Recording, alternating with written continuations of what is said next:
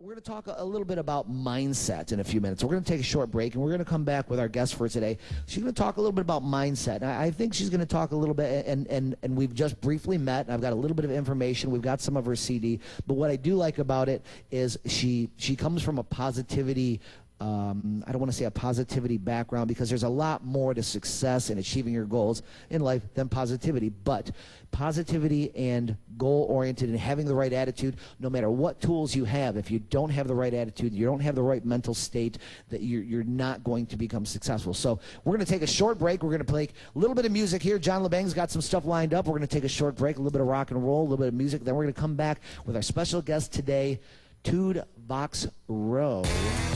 We'll be back on New Detroit after these.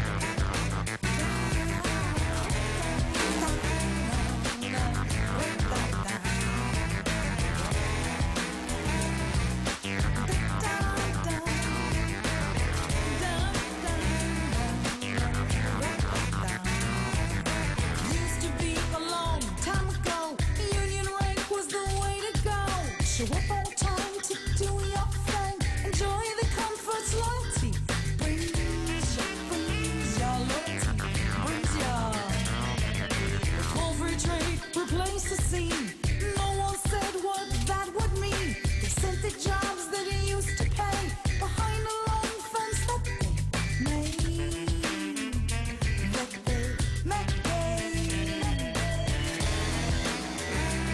Detroit, Detroit, there's some news for you. It's called the Penny Blues, and yeah, we used to be called the Motor City. We got the payday blues, yeah. I'm standing here with you. Unemployment, mobbing calls shows just one part of our fall. The self-employed and full-time still don't earn enough to pay that.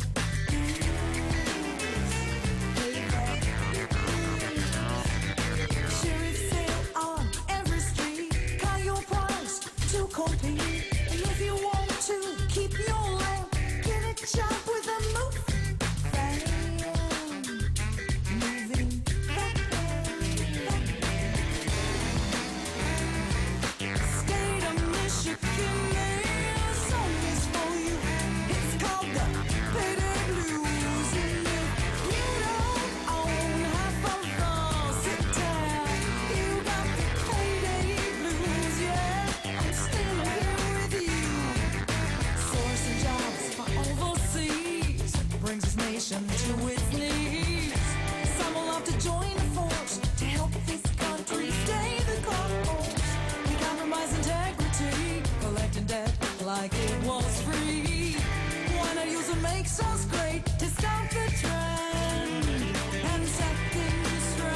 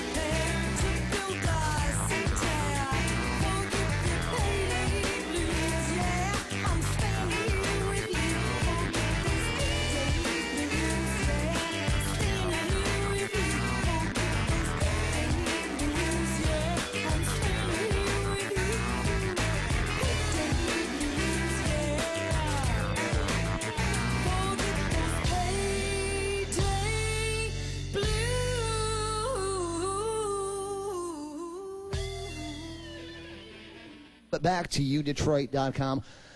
Detroit Live Radio. I'm your host, Darian Counts, and we're here today joined with Tude Vox Ro. She is the artist who's put together some sassy alternative music from primal to divine. Now, we just heard that cut. Now, what was the name of this cut we just heard? That's Payday Blues. Payday Blues, a very groovy, very soothing type of a product here. Now, I wanted to talk a little bit. We wanted to get into a little bit of her inspiration, where she comes from, because there's a lot of artists around Detroit, but she has not only has the vocal stylings and the musical aspect, but there is a message behind her product. So welcome to the show, and tell us a little bit about yourself. Well, thank you very much.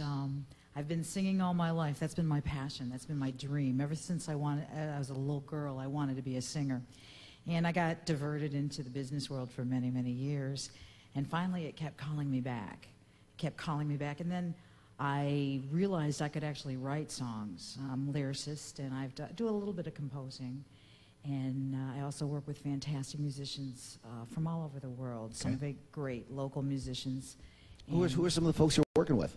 I work with a guy named Scott Sumner. He's my engineer and producer, and he's also a co-writer on my song. And locally, Randy Lynch does some guitar for me. And Jim Orzo works on the drums. And internationally, I work with a guy from Vancouver named Rich Ramsey. He's awesome on the guitar, and he is an awesome composer. I also... are these guys all in here? Or have all contributed in some way? Yes, Rich has. And then on my new album that I'm working on right now, I've got a guy from the UK named Dave Meredith, and he does some fantastic smooth pop stuff, a lot of different So the guy from the UK, what's his name? Dave Meredith. Okay. What does he play? Does he play, or is he producing? He's mostly a keyboard player, but he composes and he does a lot of electronic work. So do you send the product, do you put the recording, put it all together, and send the product via email or whatever, a digital file to the UK, and he does his magic, and then he sends it back, and you say yes, maybe no, or you go to remix? Actually, he gives me a piece of music, and he says, what do you think you can do with it? And So he gives you a piece of music that he has written, or does he send it to you as a digital file, as a MP3 file for you to listen to? He gives me an MP3 first, and then I work something out and work out some melodies and work out some lyrics. And then he'll either email me the actual bass files or send me a CD, and I bring that in to Audio Magic in East Point, and with my engineer and producer Scott Sumner, I record the vocals and we mix it up. Scott mixes it up and masters it. Okay. Well, tell me about some of the message, or because I know you've got a lot of you talk about laws of attraction, things like that. So tell me where that comes from and some of the messages that you're putting out in regards to that. Well, I believe that what we think has energy. Thought has energy more than we can actually scientifically measure right now, and it's thoughts that activate the creative stuff of the universe. It's also the feeling. The feeling draws it to us. So I use entertainment as a tool for personal growth and transformation. We're always being programmed by the things that we hear, the things that we think, the things that we see on the media, at work, at school, and from our parents from very young. A lot of times, we get programmed with messages that people believe to be true, and we buy into them. We spend the rest of our lives just proving to ourselves whatever we believe is true. Okay. And that often takes away from our creative ability to make something better. Oh, that'll never change. That's never going to change. It's difficult to make money as a singer. That's one of the things I learned when I was a young girl. Okay. Which is why I got diverted into business for many, many years. Myself as well. I started in music and went on to business, right? Yeah, I mean... And came back to music. Exactly, and I did the same thing. I was working in business successfully. I got educated and into business for myself, and I was doing very well. But something was missing. And what was missing is I gave up my passion for many, many years. I didn't do anything with my voice. And my mom, my first supporter, my greatest supporter, she kept saying, you've got to do something with your voice. You've got to do something with your voice. And of course, I was singing along with my CDs in my home, but I wasn't really expressing myself. And I've always been interested in, really passionate about singing music that touches me. So who are some of the artists that really inspire you? Actually, what was the biggest inspiration to me was not so much an artist, but musical. When I was just a young girl, Jesus Christ Superstar came out. Theater? So you're saying theater, that's what moved you? I mean, obviously musical theater. Musical theater. Well, that was, I watched it when I was very young. And there was something that happened. I just connected with it. My mom had the double album set, and I played it in my room over and over and over again. Okay. For those of you who don't know what an album is, it's vinyl. Look it up on the internet, yeah. Look it up on the interwebs. And I really wanted to be in that show ever since I was a kid. But yeah, and it wasn't just the music, it was the whole theatrical aspect of it that just kind of moved you, and you wanted to assimilate into that, reflect it, and be part of it.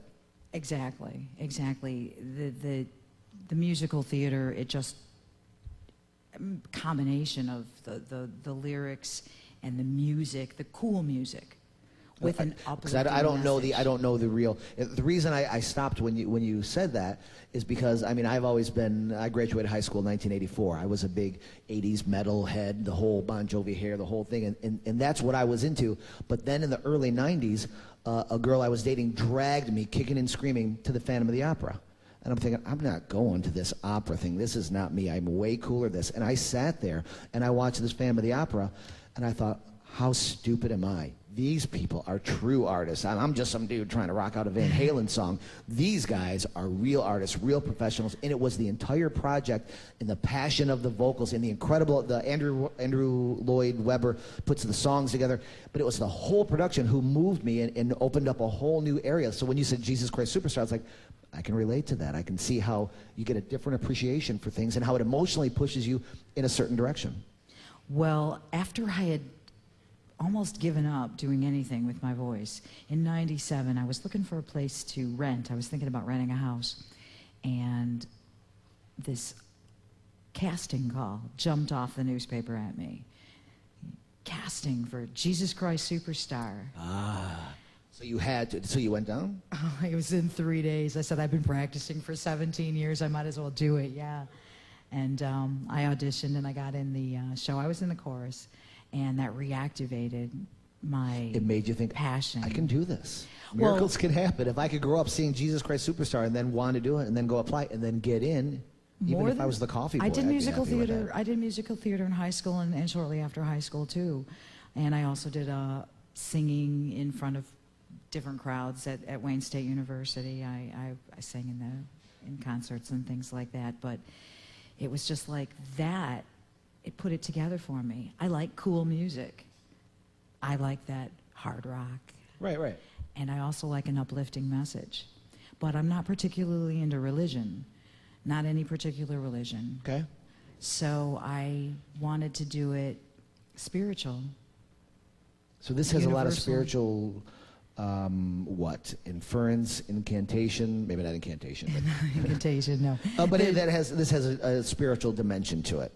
It does. It's universal truths, that threads of truth that run through just Okay. about every religion. And we had talked a little bit before you came on the air very briefly, and you said you had written the Bible cover to cover. I've read the Bible cover to cover. You said you've including the rejected text of the Bible. Yes. Is Enoch? Yes. Is he in the rejected text? And Yes. he's got some crazy stuff to Yes, say. he does. We need more time to really get into that, but that's a whole lot of interesting stuff. That's a lot of interesting stuff. But you had mentioned about thoughts, Mm-hmm. about how your thought is a, what did you say? I've always had chapter 1 of the book Think and Grow Rich by Napoleon Hill. Chapter 1 is Thoughts Are Things, They are. where he talks about a thought is just not